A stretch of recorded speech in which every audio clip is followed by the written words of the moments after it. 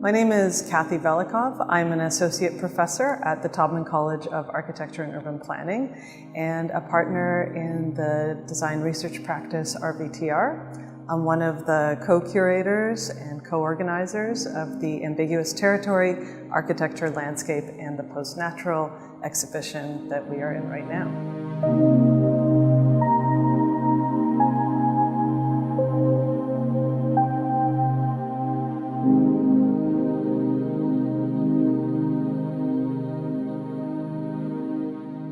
Ambiguous Territory is an attempt to bring together works in the fields of architecture, landscape architecture, and art that my co-curators and I felt were all thinking about very similar things, that we're all thinking about the nature of nature and the nature of our relationship to the environment.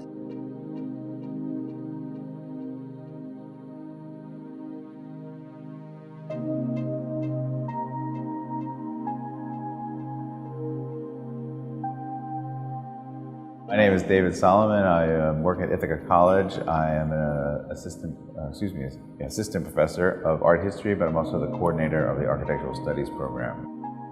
The impetus was to present people who are dealing with this kind of age of the Anthropocene is one way people have described it, age of the post-natural or the post-human, when we are no longer in charge or in control of the things that we have produced.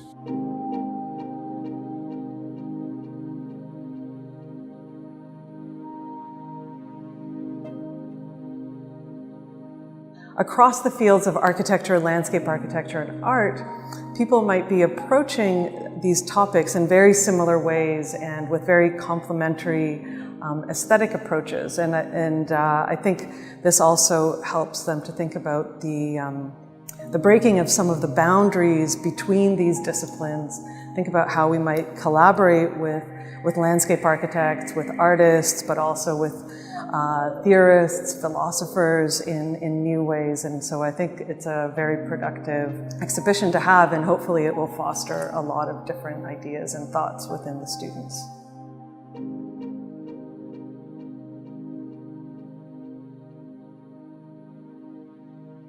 One of the aims of this exhibition is to really inspire new ways of thinking, new ways of seeing the world and thinking about it. And so we have a lot of students who come to the school and are interested in how to really engage questions of the environment, how to engage questions of climate change, how to really work within this context of technology that we are all enmeshed in productive and perhaps critical ways.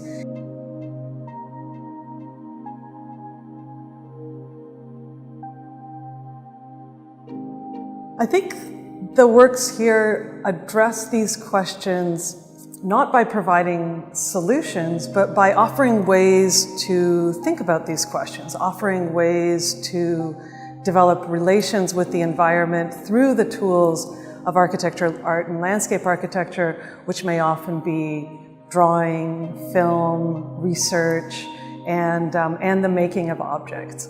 And so I think what they really do is also talk about a kind of cultivating what I might call an environmental sensibility, a sensibility about the world around us. So some of the pieces are thinking about how do we develop new languages that we might communicate with the environment through. And we have pieces that are trying to develop languages to speak with plants, or develop ways of drawing that try to mediate the kind of context of ubiquitous sensing and technologies, and how do those inform both our knowledge of the environment and then our role within it.